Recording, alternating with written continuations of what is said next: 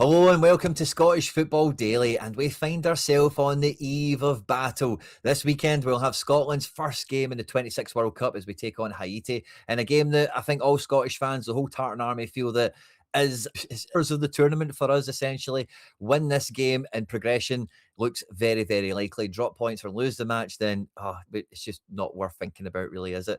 On top of that, it feels like the rumour mill has really kicked into action over the last 24 hours with lots of rumours not just springing up, but ones that feel like they've got a bit of weight to them and they might snowball quite quickly have cropped up. So we'll do a bit of a quick fire session around all of that. Is do our first match preview here on the channel, where we'll have a go at the predicted 11 for Scotland, as well as trying to pick out who could be the headline makers, doing a bit of a score prediction as well, and overall doing a bit of a preview for the match. After the match is on Saturday night, on Sunday we'll have a breakdown of the match as well, which will be the first time we're doing that type of content on the channel. So I look forward to seeing you there for it. If you have enjoyed the content on the channel so far, thank you very much. At any point in the video, if you do laugh, you learn, you like something or whatever, please do like and subscribe to the channel for more content like this, including the match breakdown on Sunday, which I hope is for a really good result and a great bit of content we can all get our teeth stuck into.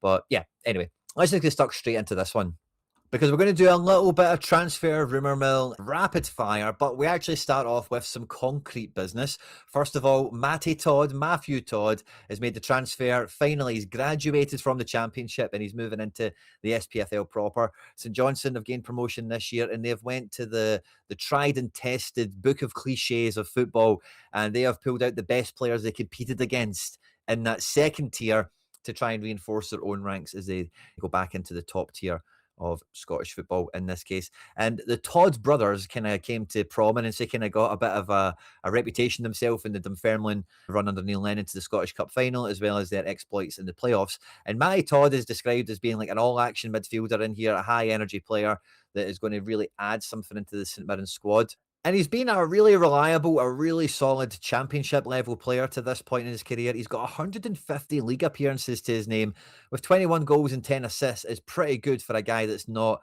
an attacking midfielder. Often plays right mid and right back as well. Quite a versatile player. So could offer a number of different things, perhaps, to St Johnstone, and I look forward to getting into their squad in a bit more detail. But this certainly looks like a good addition for them.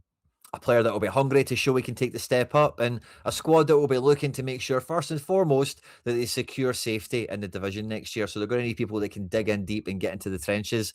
And Matty Todd, I guess it's welcome to St Johnstone for him. Greg Kiltie was a player. Greg Kiltie was a player that we weren't too sure about when we'd looked at Kilmarnock previously on the channel, because his contract did appear to be kind of like in question and there was no kind of real clear news. But Kilmarnock have today confirmed that he has agreed a 1-year contract extension. The player of the year is now signed up until the summer of 2028. So yeah, it must have been in the last 12 months or something. But anyway, that was a contract extension that caught the eye and I thought was worth mentioning. As well, when I seen this report come out from Hibs Central, that Hibs are in talks to sign Jason Kerr after his contract expiry from Wigan. Now, this is obviously very well to point out that the defender famously captained St Johnstone to a cup double in 2020. So this is a bit of, I don't know if royalty is quite the term, but this guy is in SPFL terms, this guy's made a bit of history. This guy has medals around his neck. This guy has been there and done it to some extent, being one of the would-be challengers and climbed the mountain, not once but twice. And whatever you think about the cup double season, the way it happened and all the rest, fine. But I think it's an incredible achievement from St Johnstone, regardless of the strength of other teams and all that other caper as well. A very understated achievement in recent Scottish history, I would say. And this is a big, big player potentially, because the Hibs defence has been really good in terms of individuals. You look at Iredale, Bashiri, Hanley when he was there, or Hanlon and Henley. And there's another one or two of their names that are escaping me. But this is a player that would definitely add quality into that Hibs backline. And this is the thing that really caught my eye above all else, is apparently he's a boyhood Hibs fan. Now, I hadn't really touched on this to the same detail that I maybe will next time we get into them in conversation, but Falkirk have signed like 3 or 4 players, and that has been an element of the press releases. Like, these guys are actually Falkirk natives. Their family supports Falkirk. They're a Falkirk fan, whatever. So there is a little bit of a hunt for those players that play for the badge when possible, when they're at the right ability level, as it were. So if this one moves for Hibs, this could be a really nice transfer, one to keep the eyes on. And in that same kind of vein of a guy that's been there, seen it, done it, whatever, there is pretty serious rumours. Now, Turkey have some bad quality rumours, bad reliability of rumours, very frequently, right? So you do need to take them with a huge dumpster truck full of salt. But apparently, Vaclav Černý to Rangers is being discussed behind the scenes. And if Rangers pulled this off, this would be a really big transfer for them because he's very much proven in the league. He very much knows what he's bringing himself in for. And really, the main error that Rangers have made over the last, like, I'm going to say 5 years is that the best player they've had in their squad has always been in on loan. Some of them have been the best player, full stop. Some of them have just been the most valuable, depending on how you want to look at it. But they've never had the ability, Rangers, to really go into the market and flip a lot of these players around. They come in, play well, and then they go on their merry way from there. Tillman's probably the best example of that.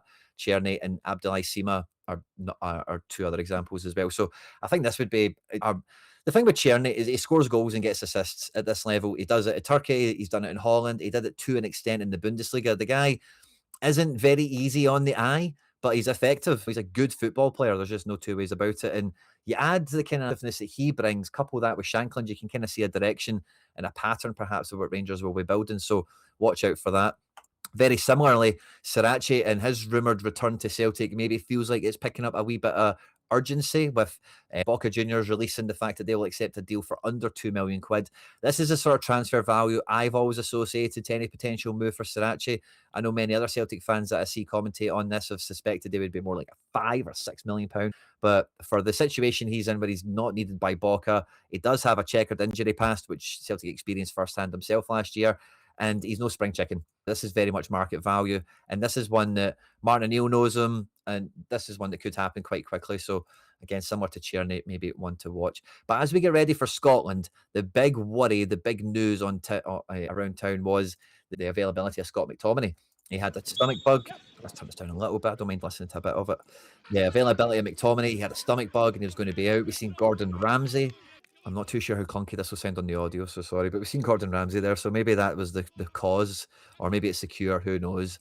But the boys are in good nick. You can see we've got a little 3-minute training video here that I thought was maybe worth a bit of a gander. But you can see spirits are up, intensity is in a good place. McTominay is at training, so that's always a good sign. And there's a lot of big decisions for Steve Clarke to make in this game because in so many ways we all know and accept that the Haiti 3 points is the most attainable of all the 3 points. And all efforts have got to be put into winning this game, really. And if you're Steve Clarke, you've got to. I'm a big football fan, as I'm sure anyone watching this channel is as well. We've all heard those stories about Alex Ferguson taking Aberdeen to a cup final and Jock Stein telling him, give Real Madrid a bottle of wine or a bottle of whiskey, whatever it was before the game. That'll throw them off, and do this and do that, and all these little things that just get you a wee 0.5% gain here, a wee 1% gain there, whatever it might be, and just trying to get every little edge in your favour. Because we'll look at the tail of the tape. Scotland's build-up to the first game, the friendlies. We've had the 4 friendlies, if you include after the Denmark match, the ones we had back in springtime, that if you're Haiti, Scotland are a really hard team to scout right now, and for good reason. And I think Steve Clarke is quietly played a blinder in that case because, as I say, it does make it really hard to scout. We do have options. We do have variety for the first time in a while. Is this now training done and they're away on a bus or something? Yeah, don't need to see all this. Just interested to see them in training, but that's cool. Love to see a bit of that. So let's wind the clock back, right? We've beat Denmark. We all know the pageantry and all the good stuff from that. The first game that we had back in the Easter window was at home to Japan in the 1-0 loss. And this was very much a friendly, wasn't it? Very much a training exercise.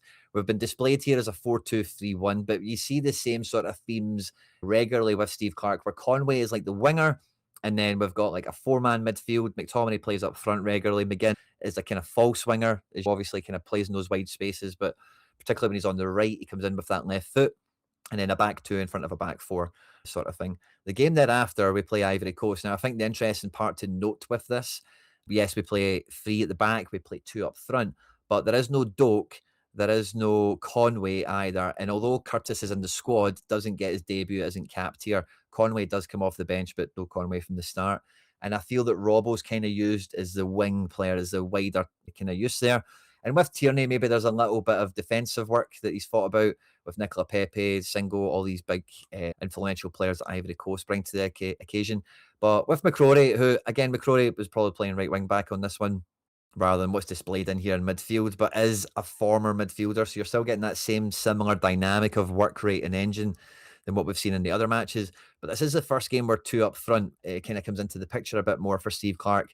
Lyndon Dykes, I don't think he really trusts him too often to start. Shea Adams has been his guy. But I think Steve Clarke would want to try and fashion a two up front system that would work. And George Hurst is a real workhorse. He's not a very elegant or easy on the eye footballer, let's say, but this guy is going to just leave everything out there on the pitch and does play to a pretty high level domestically. So it does add something of significant value into that one. But as you can see, the substitutions, very much a friendly and lots of players are getting cycled around as the game goes. We've got the last game against Curacao, which was absolutely phenomenal. We start with Doak on one wing. Through injury, we get two wingers on the pitch for a minute with Gilmore coming off. But before that, it is again the one winger, the midfielders, and we've went two up top to make this a 4-4-2. Now, this for me is where I think Steve Clarke is quietly playing a blinder because of the success of Shankland in these friendlies, particularly the Curacao one, that everyone expects Shankland to start. I believe he won't start. I'm not saying he shouldn't, or I don't think we're good with him or anything like that. I'm just predicting the starting 11 coming into this game. I don't predict Shankland will play. I think this is a bit of gamesmanship, perhaps, from Steve Clarke. I was listening to the Kenny McLean press conference, which also happened in the build-up to the game, which I also think will be a little bit of gamesmanship as well, where Kenny McLean goes up and then maybe the expectation from the opposition is that means he's in the squad, he's going to play, he's going to be in the starting 11. And I actually don't think Kenny McLean is going to start despite starting this game either. But continuously, we see some of the same hallmarks. And the one thing I'm trying to continuously highlight is one winger on one side and then a lot of kind of good work ethic on the other. The last game we had as well, of course, with the friendly we had against Bolivia, where we actually took them to town. And Shankland did actually really put the cat in amongst the pigeons and really emphasise that merit that he has to start this game. But again, we start with one winger in the form of Ben Doak on one side. We've played the four midfield. And the two up top, I do think Steve Clarke wants to use this, and I do think he wants to win this game. He wants to score goals. And this is definitely a system that he fancies getting the use of. We've used the full bench, of course, international friendly before the World Cup. Everyone gets good minutes, basically, across all of the games. But across all of these different matches, we've seen different formations, 3 of them in 4 matches.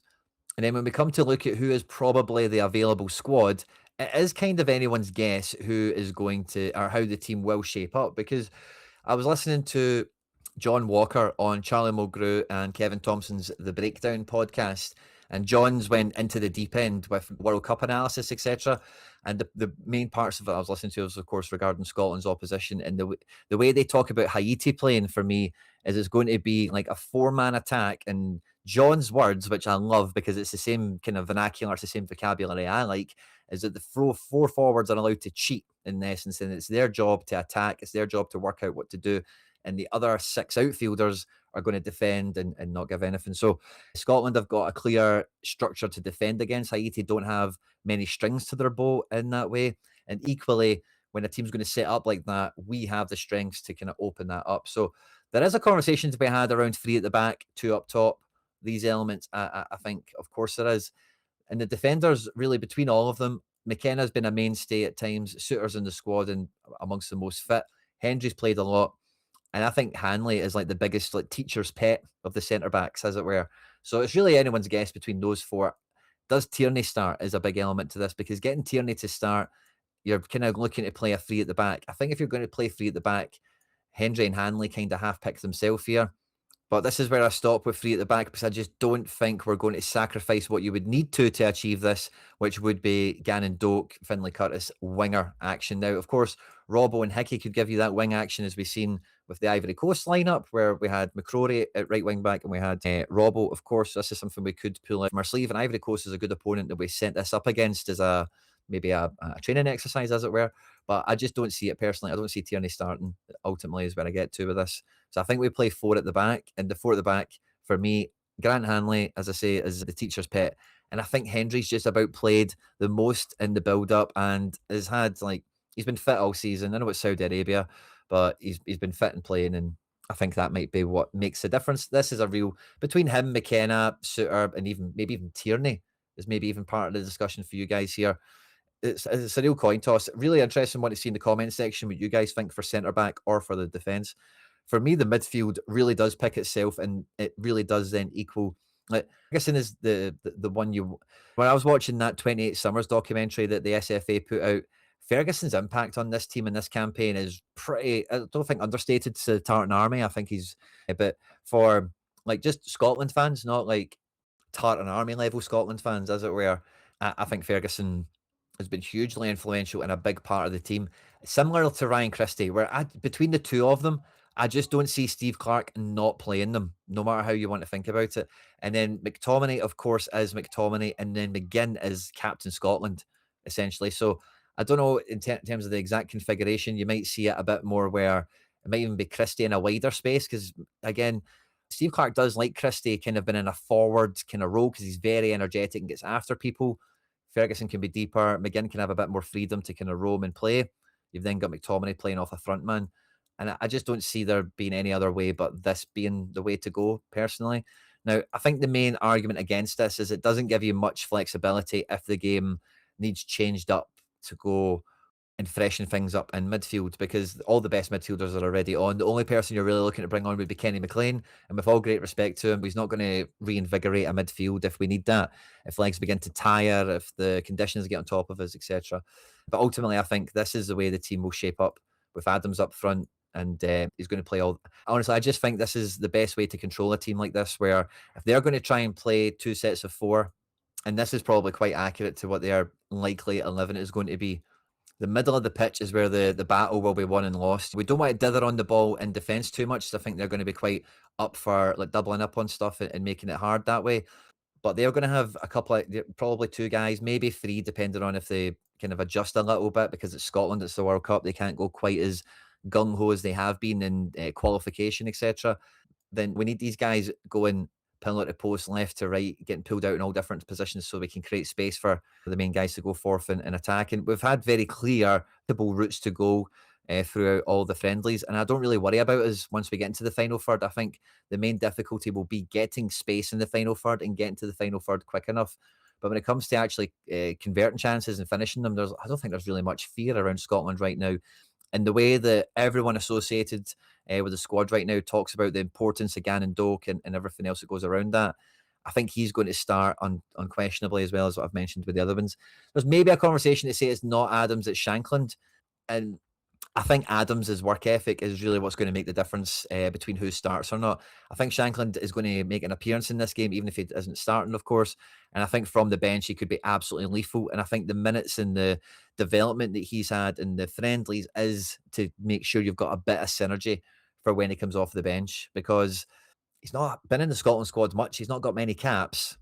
And in these games and in these moments, you're going to want to know you can get an outcome by bringing somebody into the fold later on. So I think that's the way it's going to go personally. I think if it's not going to be this, then it has to be Christie that comes out the team, unless McGinn somehow isn't fit or whatever. But again, McGinn goes to left mid.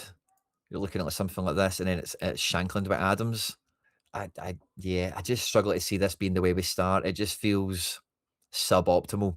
And if you're Steve Clarke, the nation rests on your shoulders, and this is the must-win game.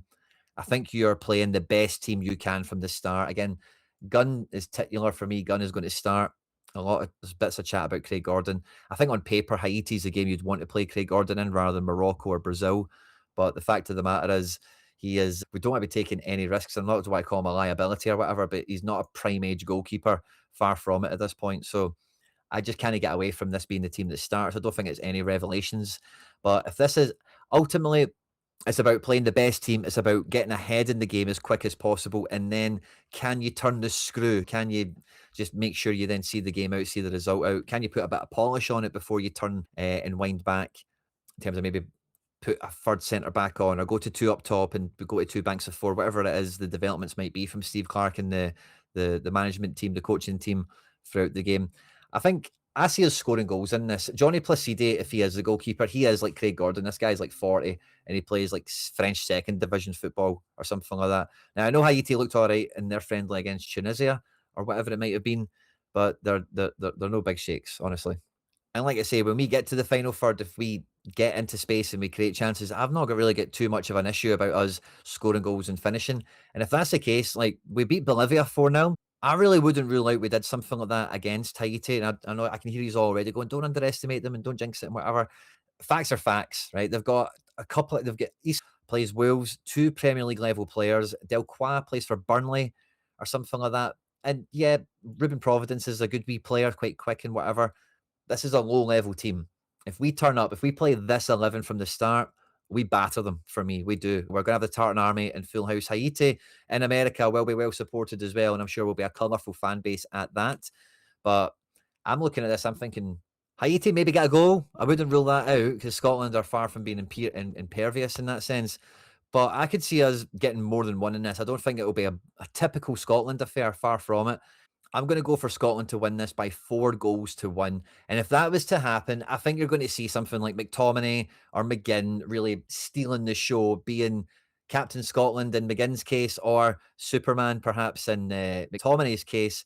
But I think this could be like a big Ben Doak match. If he really takes these guys to town and creates a lot of the openings and really bursts onto the scene, we've not seen much World Cup action yet, but young, exciting players are the ones that capture the imagination and the ones that can really burst onto the scene and make a name for themselves relatively out of nowhere. Of course, if they're in a national team, they're not an unknown player, but I think you kind of get what I'm saying. So I'm going to go for Doak to be like the head, like the maybe not the man of the match, but the guy that you're coming away from the match thinking, wow, the headline maker, I like to call it. I'm going to go for Scotland to win by 4 goals to 1. Let me know what you think the score prediction is going to be. Let me know your thoughts and feelings on all the options for the lineup. We'll be back on Sunday. We'll do a full breakdown where we'll look at the highlights and we'll do some analysis. We'll talk about the comings and goings of the game. Hopefully, it's a great result. I'm sure we're all going to be staying awake for it late on Saturday. Thanks to everyone that tuned into this. If you haven't done so already, please do like and subscribe for more content like this on screen and now some other stuff that I've made the YouTube thinks you might enjoy. Stay out of trouble, and I'll catch you on the next one.